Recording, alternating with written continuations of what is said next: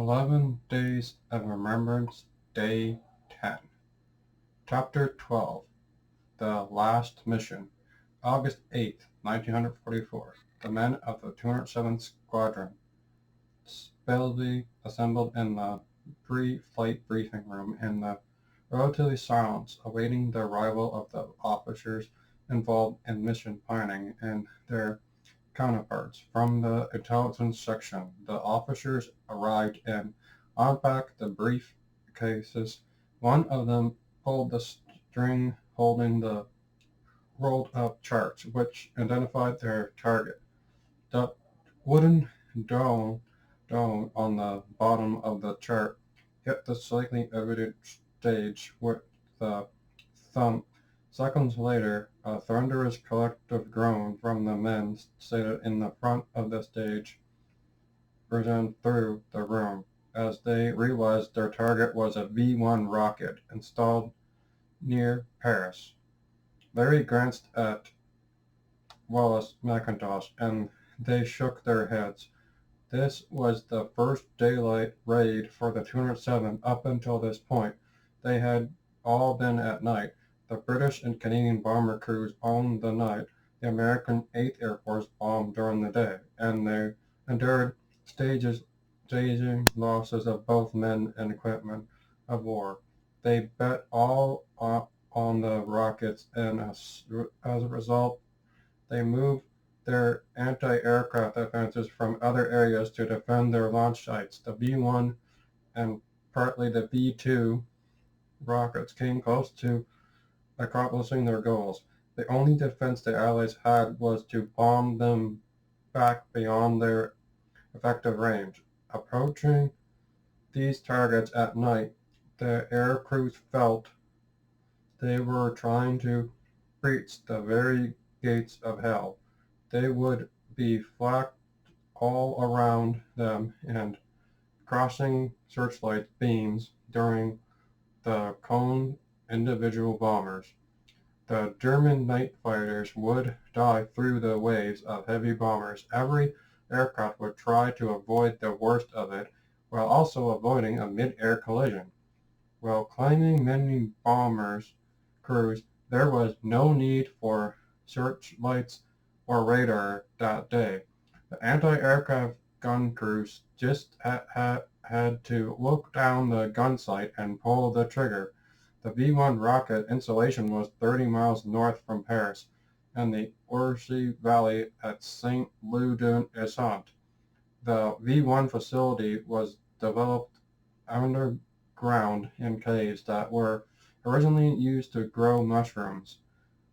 The French underground, through their Castleton groups of agents, secured the actual drawings and plans for this complex and sent them to British intelligence. Needed in the conversation bomb bay of a Lancaster M were three 4,000-pound cookies installed to pressurize the concrete uh, structure. All bombers following were carrying similar ordnance. Lancaster M was cruising at 18,000 feet and just crossed the North Sea and entering French airspace east of Dieppe, which was still occupied by the Germans. The crew on board Lancaster M was battle-hardened. The tail gunner and the mid-upper gunner were the two top heavy bomber gunners with bomber command. Larry Sutherland and Wallace McIntosh were decorated aces. During their last 3 months, the crew had developed their bomb loads on targeting concentrically. They had been attacked 9 times. The mid-upper gunner and tail gunner had driven off 3 of the German night fighters and shot down the remaining 6. The wireless operator, Bob Jack, had his prisoners straight kind on fire and flak were a concern, and his biggest fear was damaging the family jewels or worse, losing them. He was carried an old army helmet on board to sit on. Being the smartass that he was, Larry used the opportunity to finally set Bob straight, saying, "You really don't have to sit on that helmet over the target because your guns would be the size of a present, a very small target." This was Larry's 35th trip. He was 23 years old and he won the Distant Flying Cross with this crew twice. Larry was settled in the suspe- suspended seat attached to the mid-upper gun turret. Watching the French countryside below him, he heard Mac notify the crew he was to test his guns. The staccato blast of Mac's four Browning machine guns in the rear current resulted through the airframe of the Lancaster. Larry checked to see that both his ammo belts were linked properly and installed his air,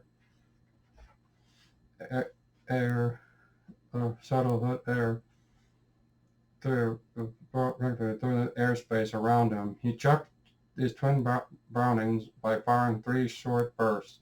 Larry's big advantage had been his potential night vision, but that day he was on even footing. It was a beautiful day without a cloud in the sky.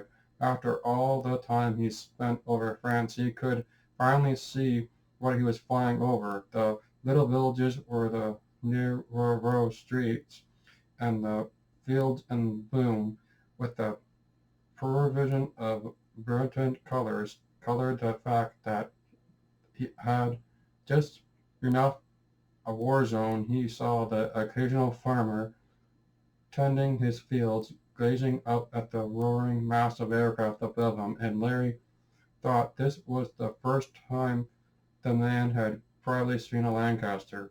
17 bombers from the 207th Squadron were involved, and the pilot wing commander, John Gray, was to lead the raid.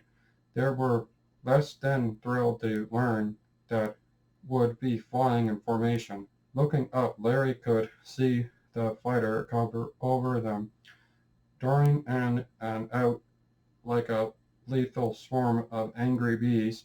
This was the first time the Lancaster had fighter over all the way to the target. After the invasion of the beaches of Normandy, the Allied command had driven the German fighters further inland. It was quite a change from the night they shot down three night fighters as they bounced over the North Sea.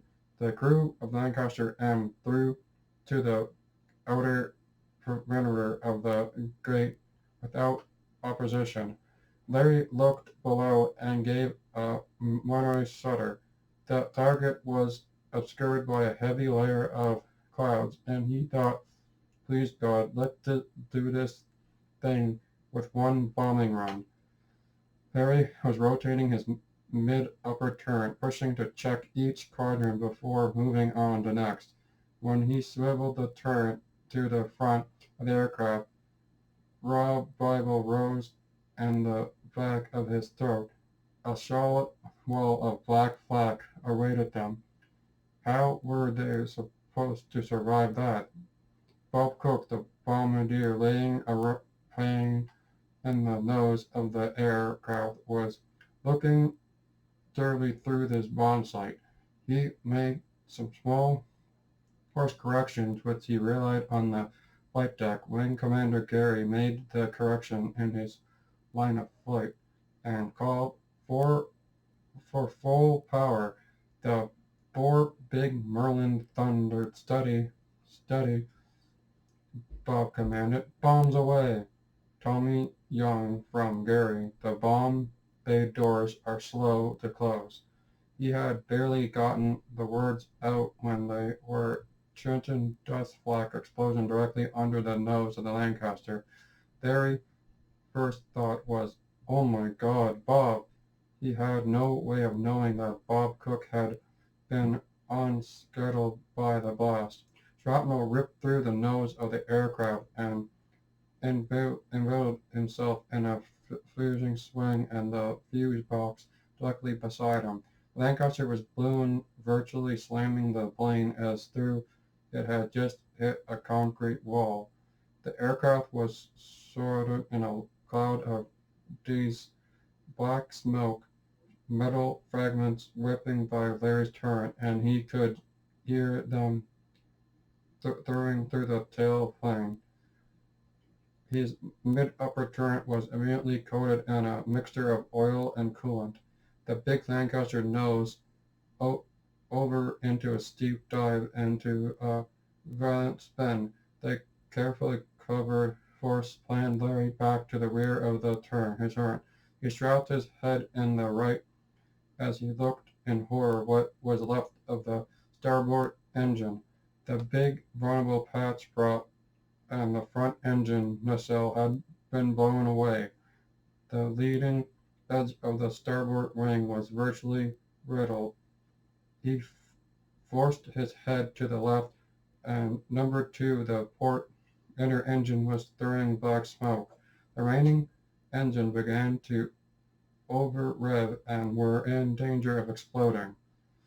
Tommy Young knocked the throttle control the remaining engines back to idle and immediately shut down the fuel flow to the number four engine.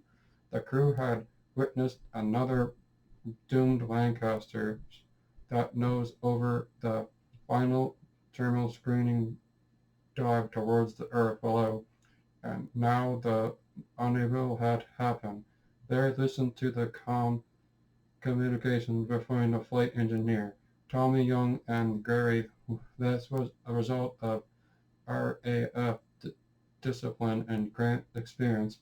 Both of these things were not lost on two fearless men.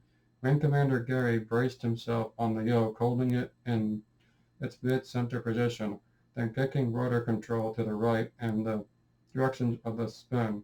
The recovery of the aircraft, but now they were on a vertical dive. Both Tommy Young and Gary were in good physical condition and took the total hell run of efforts of both of them to pull the Lancaster out of its plunge to earth. They finally leveled out at 2,000 feet, flashing over the ground at God knows what airspeed. The alone could have taken the Lancaster apart. I have her stabilized, and I believe she will retain flight, Gary said. Tommy took the opportunity to check his bank of gauges to assess the condition of the remaining engines. I don't think the bomb bay doors partly open helped us a bit, Gary added. Tommy Young reported that he had enough fuel to transfer, but the oil pressure on the port inner was dropping and the coolant pressure rising. Larry thought his oil-smeared turret could look down and see the houses and fields flashing beneath them. Looking above, he could see the rest of the flight leaving them behind.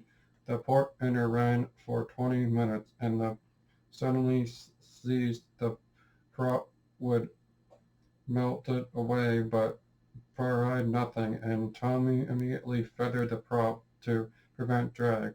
Lads, prepare to bail out, Gary announced. The crew listed as Gary handed over wing command to other pilot. Flight Lieutenant Eric Oakes, DFO. Larry was very cautious that the flight path, however long it was going to be, could take them over to P. Gary had done all he could to maintain the flight level. They were a long way from home. Maintaining altitude was the primary task, as height could allow the aircraft to glide a bit to over more ground. On a big, heavy bomber like the Lancaster, the glide path was not that long, and even totally traversed her. For a short distance, another sharp hook, Lancaster flew beside them. The crew was momentarily roused by the gesture. Eventually, the adjacent Lancaster, not as badly damaged, moved ahead of M. Mother and disappeared from the view. The wireless operator made contact with the 11 group with promise to send fighters for cover, but they did not show. The crew had covered them more hurriedly when they could see that the coast some distance away. Larry climbed out of the upper turret and plunged in his turret beside the open rear door. He had removed his chute and hung it just below his turret. Matt came forward from the rear and stood there with the parachute on his face, as white as a ghost. You silly bugger. What the hell are you wearing a suit for? Larry said, adding, neither one of us can swim.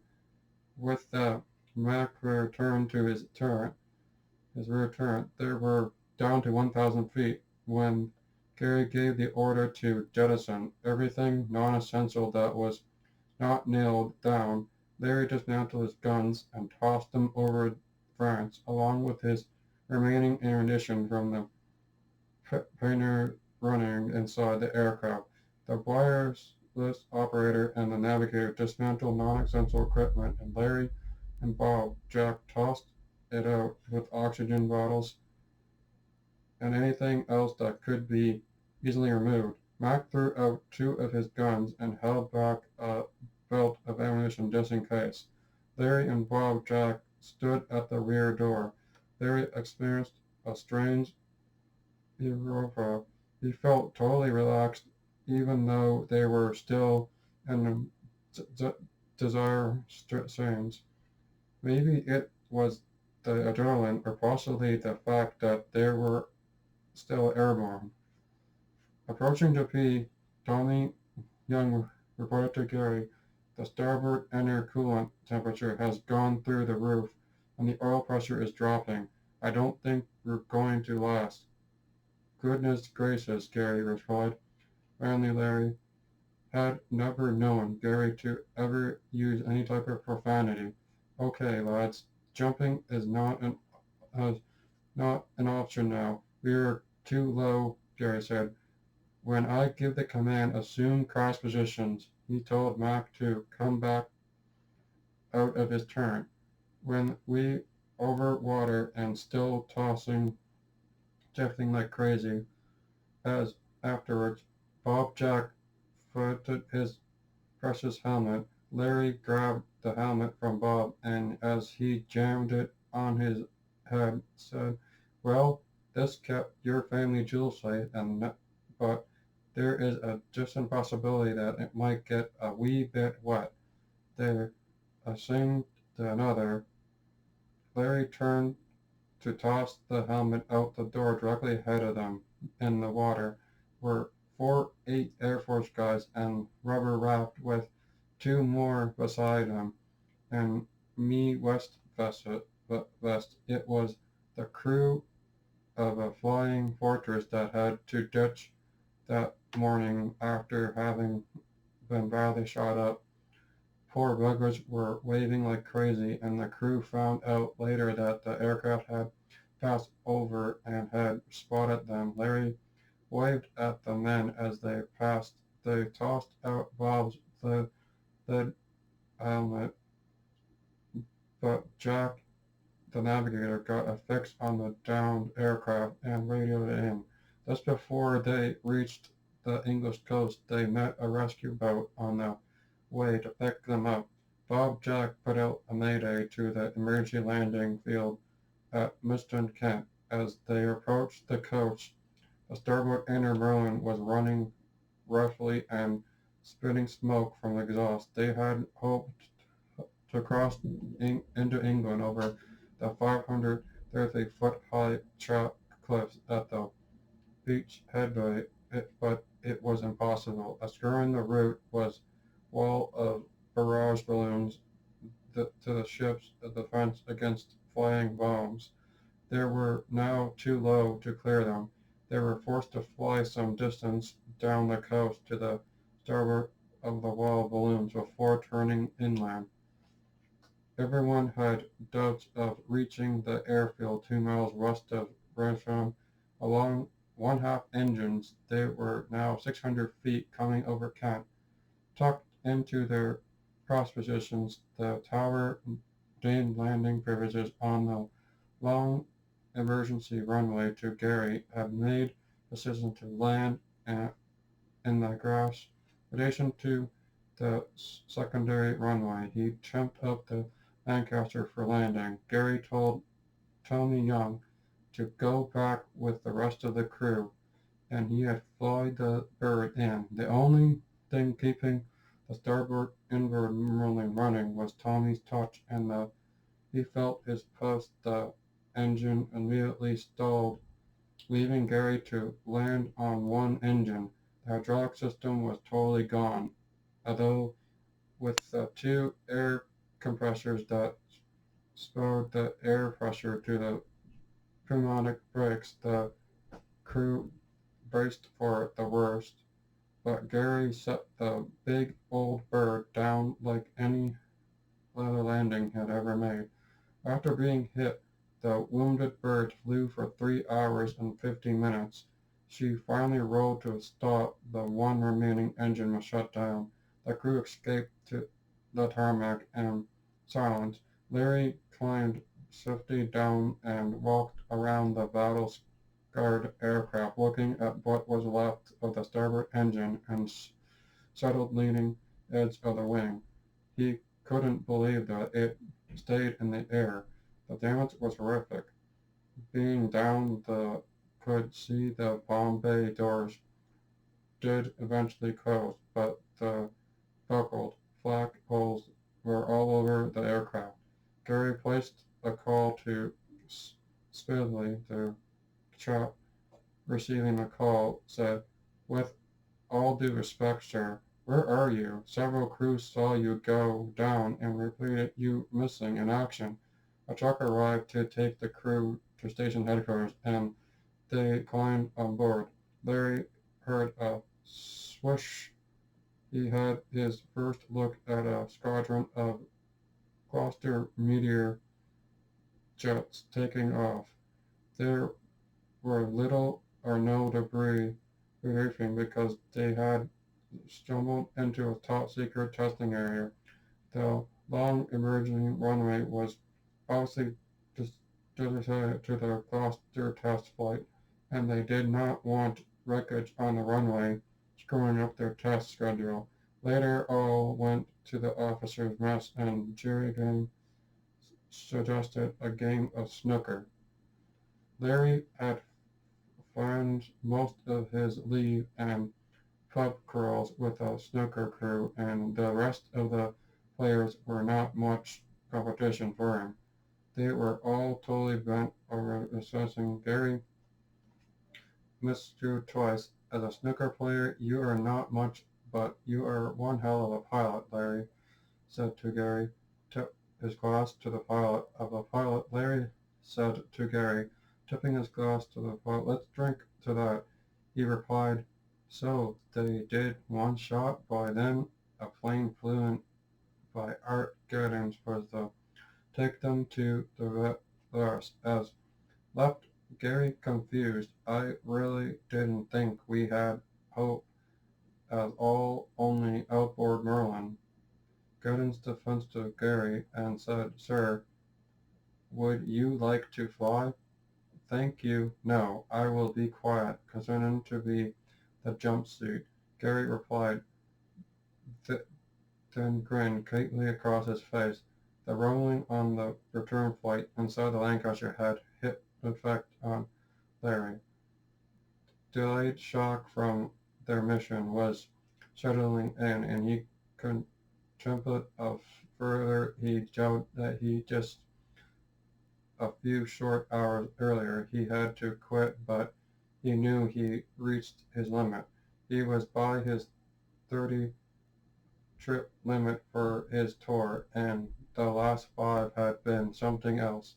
Larry was worried that he lost his edge, and if he continued he would be a danger to himself and his crew. He said quietly, they were making his last trip. He looked at his mast that he had so much with. It felt Vermont loss was making the right decision. He head towards the tail and see throughout the door of the rear turret, where Arnold Betty was scanning the skies, and the forward where FO Art Guidance was flying the aircraft. He realized that on his first optional flight across the channel, the pilot was FO Jack Guidance. The pilot on the last official flight was FO Art Guidance. Guidance made a smooth landing at Stilly. Larry was standing on the tarmac when Gary climbed down from the aircraft. Larry approached him and held out his right hand.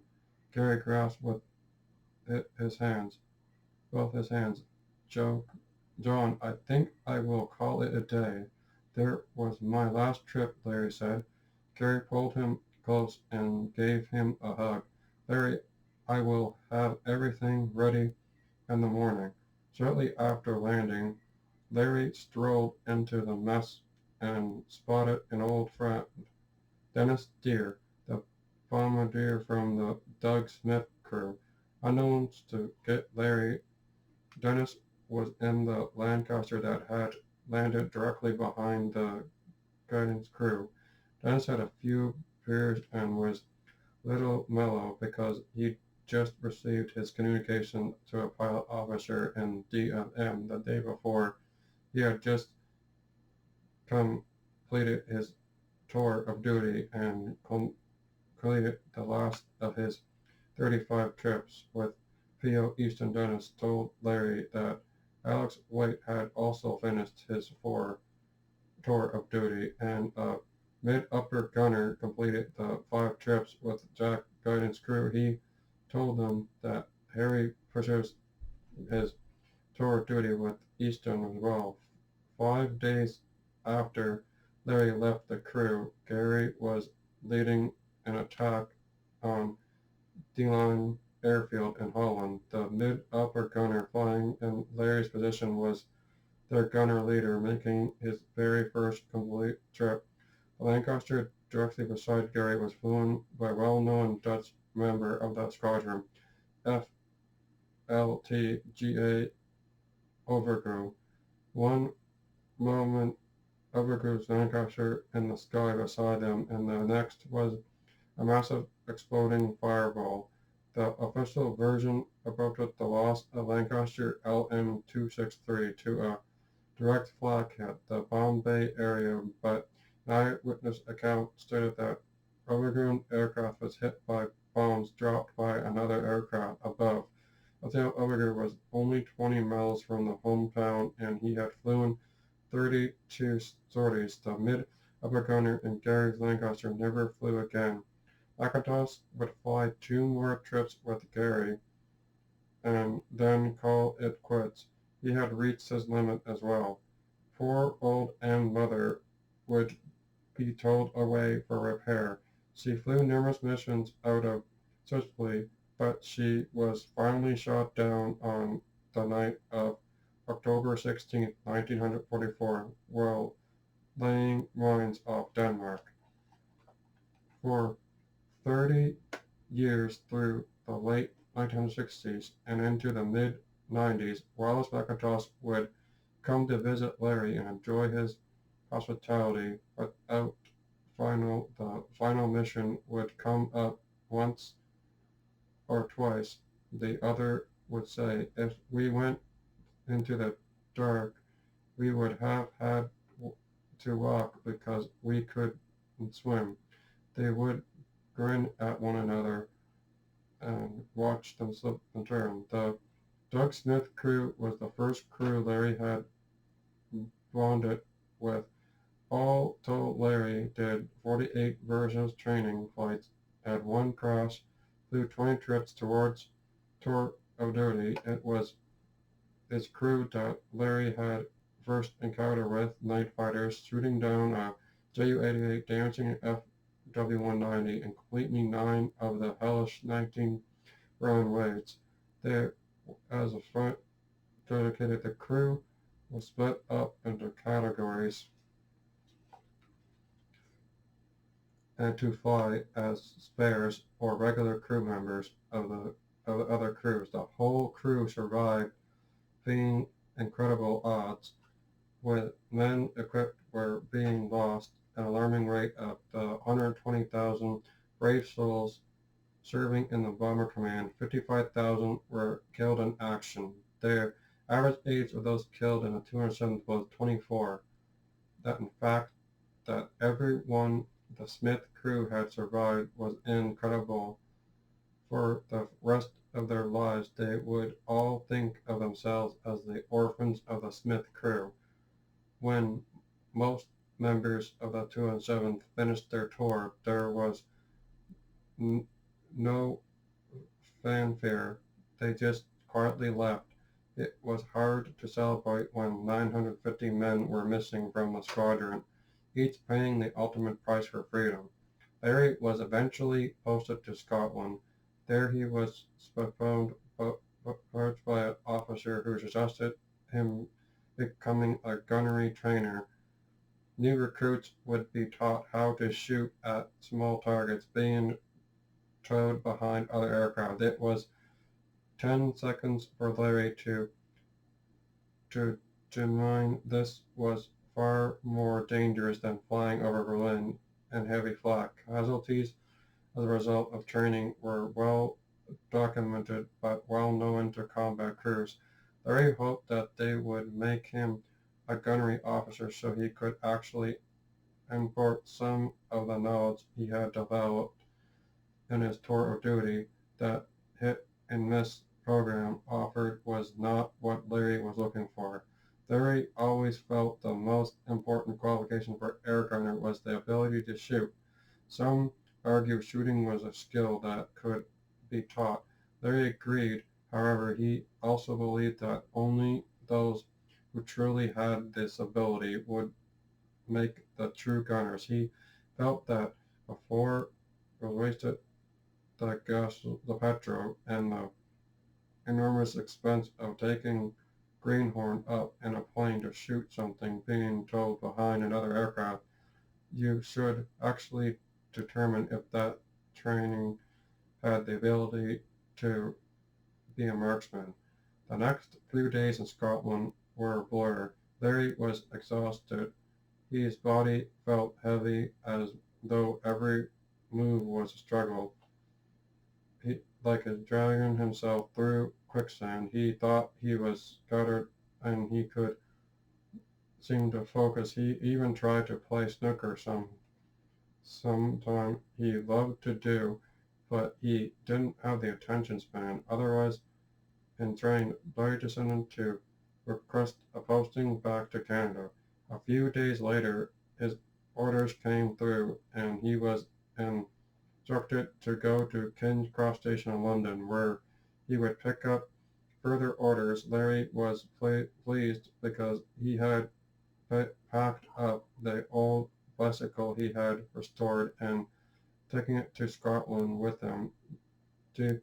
Deaner Dean's father was the station master at King's Cross Station, and Larry wanted to him the bike before he left England. There was a telegram waiting for Larry when he arrived in London, instructing him to go to Washington, an assembly point near Manchester that was used for people returning to North America.